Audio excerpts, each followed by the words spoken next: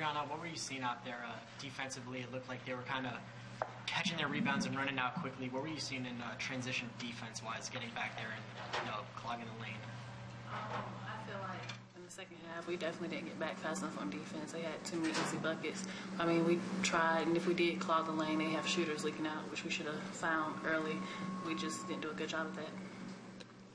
Brianna Butler, on Thursday you had such a great game, hitting the game winner, and today obviously wasn't the same situation. What do you think the difference was in the way they were playing defense or the way you were seeing shots?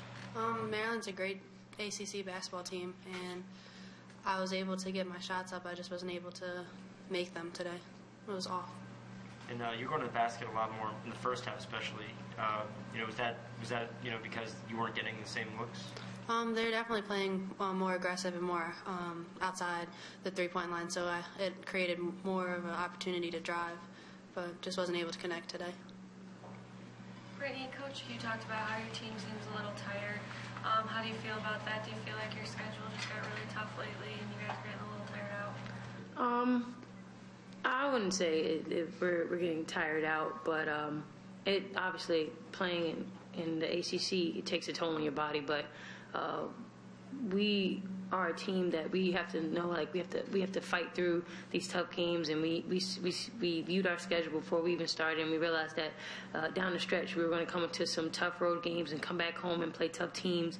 So for us to know who we're playing and what conference we're in, we've prepared our bodies for this. So sometimes, we are a little fatigued, but we just have to learn to fight through it and know that this is the sport we love, and we're going to fight through it.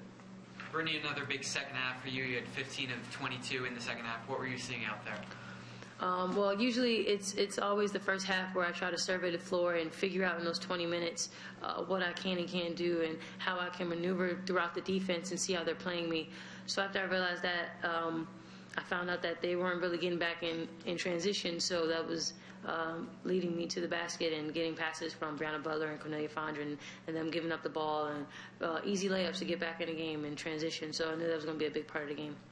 Brittany, similar to what I asked Brianna, what was it like running with Lexi Brown and her streaking down the court pretty much the entire game? It was fun playing against Lexi Brown, playing against her in the AU and in USA, but she's a great player. She runs the floor. She's shooting the ball really well right now in the conference.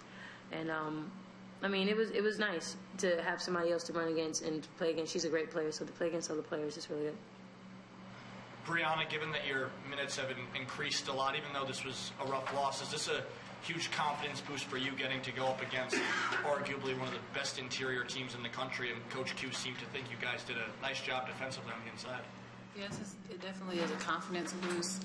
It's a tough loss, but, it's cool. We got to just bounce back from it, For either one of you three, how do you think the comeback against UNC parlayed into this game? At least starting off, was there particular fatigue or anything that you saw differently with the energy level? Well, we knew going into the half that it felt kind of similar to when we were going into the halftime against UNC, and we talked to each other and we told her that we've been in this situation before, and we just have to come out stronger and faster and know that we can come out of these situations. We've been down in games and come back and win. So it was nothing new to us. It was just, would we have the power and the strength to do it? Also, with the strength of the conference, arguably 7 winning teams, how do you think that will prepare you guys going forward into the latter part of February and into March Madness? It's preparing us really well. ACC is a great conference. A lot of teams are ranked, as you said. But playing these teams, it preps you and it makes you realize that you're playing against great competition, and you'll probably see them in the NCAA tournament.